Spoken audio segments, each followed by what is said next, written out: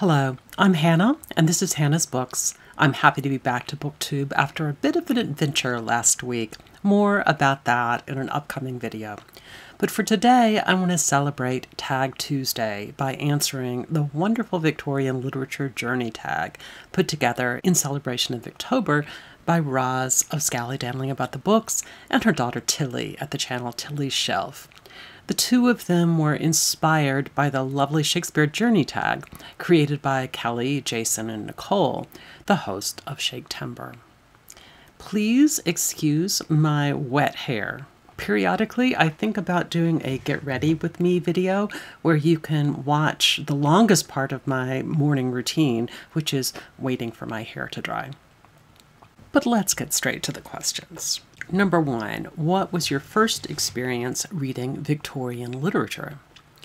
In the video Ros made, she mentioned that one of her first Victorian reading experiences was of Peter Rabbit.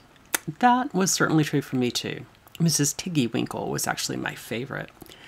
I also grew up hearing Dickens' Christmas Carol and some Sherlock Holmes stories, etc. But the first real pseudo-adult reading experience I had of Victorian literature or anything else was Charlotte Bronte's Jane Eyre. I was 11 or 12, I think, and I adored it. I loved the book so much that I immediately picked up her sister's book, Wuthering Heights. I was shocked and sorely disappointed. It was not Jane Eyre, and that is what I was looking for. I'm afraid I've taken it out on Emily ever since, primarily because she did not write a book just like Jane Eyre, which is not fair, is it? I've read Wuthering Heights since then, including for Victober one year, and I appreciate what it's doing, but I will always firmly be, as Kelly at Books I'm Not Reading says, on Team Jane Eyre. The second question, has the reading of a Victorian book ever brought you to tears? Yes, indeed. I'm afraid I am one of those who cry easily while reading.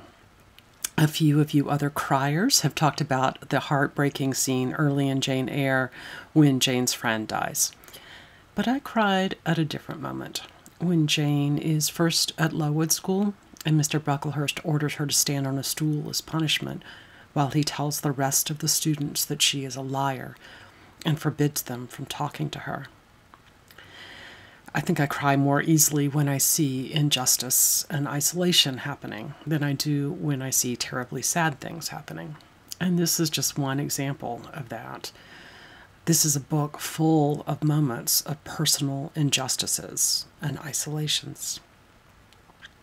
Now that I think about it, I think perhaps I should make my version of this tag have Jane Eyre appear in every answer. That seems to be how I'm going so far.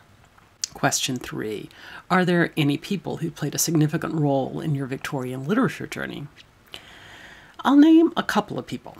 One was my mother, who was a high school and first-year college English teacher. She stored her old teaching books on the upper shelves of the bookcases in my childhood bedroom. And whenever I wanted something to read, I would stand on a chair and poke through her books to see what I could find. I don't think she minded at all that I was borrowing her books without asking, but what I don't know is if she placed them in my room just because there were empty shelves there, or whether she deliberately wanted to put them in my path. Whether she intended it or not, having those books just lying around in front of me, just out of my reach, was an excellent strategy. And it was an idea I borrowed when my own son was young, scattering random books around that he could reach for relatively easily whenever he liked. Jane Eyre, among many other favorite Victorian works, first got read because I took it down from her collections.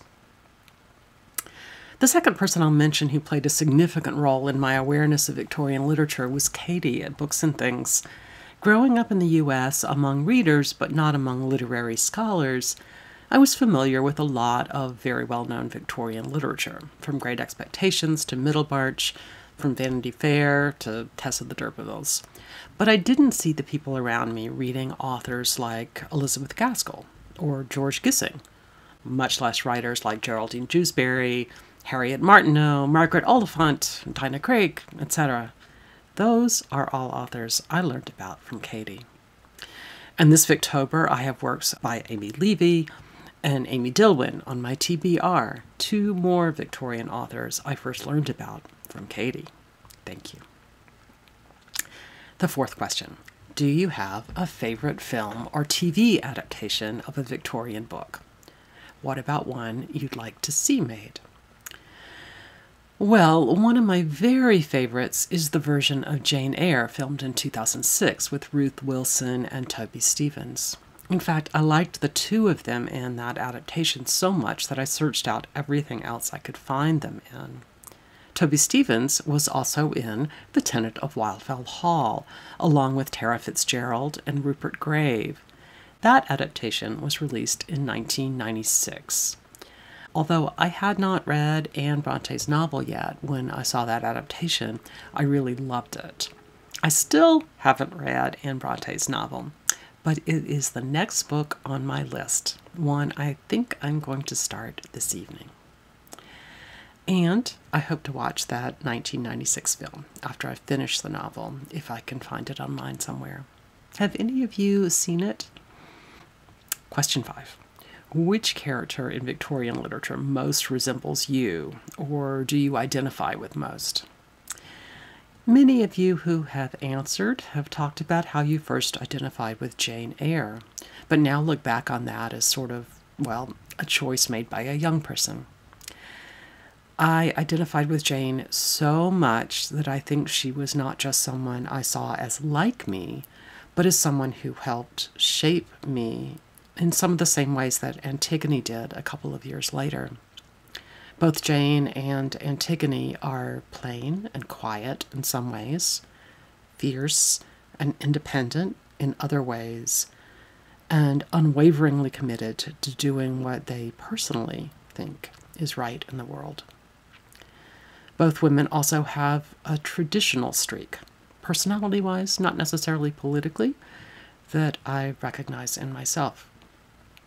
Although I did not read the book when I was young, I now add Dorothea from George Eliot's Middlemarch to that list of characters I identify with. Okay, next up, do you have a favorite moment, a scene or line from Victorian literature? Let me share my all-time favorite line from Jane Eyre, when Jane is being her fierce self. Do you think I am an automaton, a machine without feelings, and can bear to have my morsel of bread snatched from my lips and my drop of living water dashed from my cup? Do you think because I am poor, obscure, plain, and little, I'm soulless and heartless? You think wrong. I have as much soul as you, and full as much heart, and if God had gifted me with some beauty and much wealth, I should have made it as hard for you to leave me as it is now for me to leave you. I'm not talking to you now through the medium of custom, conventionalities, nor even of mortal flesh. It is my spirit that addresses your spirit, just as if both had passed through the grave and we stood at God's feet, equal as we are. And similarly, quote, I am no bird, and no net ensnares me. I am a free human being with an independent will, which I now exert to leave you. Question 8. Does any Victorian literature intimidate you? Although I know his stories are supposed to fly, I found all the very long novels of Charles Dickens and the very long novels of Anthony Trollope to be intimidating. I've made it through both Bleak House and The Way We Live Now and loved them both. I really need to find a way to be less terrified of books over about 800 pages. The 8th question is, what tips would you give to someone early on in their Victorian literature journey? I think I would suggest that readers new to Victorian literature might choose a book of medium length that has a reputation as accessible. The very short ones don't give you a representative sense of, quote, the Victorian novel, and the very long ones can be overwhelming until you get used to the style of the era, or even later. The next prompt asks us to recommend a great choice for other readers of Victorian literature. Well, since I'm still thinking about that last question, I'm going to tailor my answer to what would be a good choice for someone new to Victorian literature specifically. Since it's still my very favorite book, partly because of its history in my life, I would definitely suggest, you guessed it, Jane Eyre by Charlotte Bronte. It's hard not to get sucked in right away, and the plot line will keep you involved. There are decisions in the book that might disappoint today's readers, but there are also things we might see as modern. So if you haven't read the book yet, you'll find a lot to think about.